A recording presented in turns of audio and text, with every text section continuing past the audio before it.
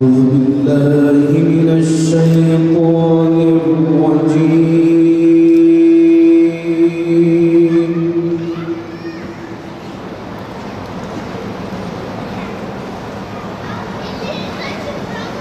بسم الله الرحمن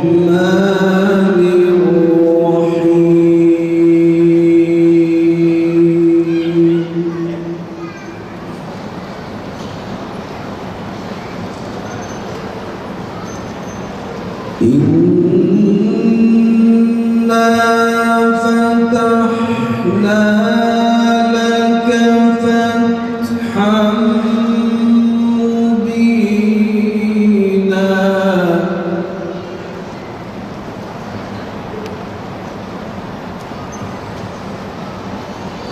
ليغفر لك الله ما تقدم من ذنبك وما تأخر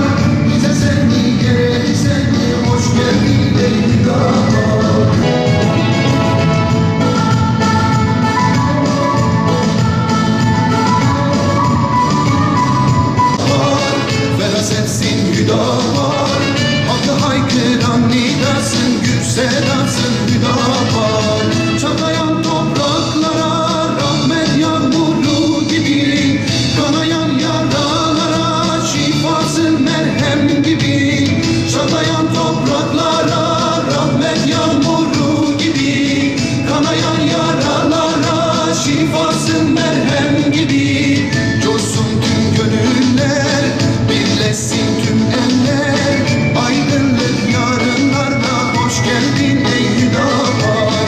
Coşsun tüm gönüller, birleşsin tüm eller, aydınlık yarınlarına hoş geldin ey hüdapar. Hüdapar partisi, hakkın nişanesi, rehbersin insanlığa, hakkın sesi. Evet, hür kadroların izindeki hür neferler sizleri...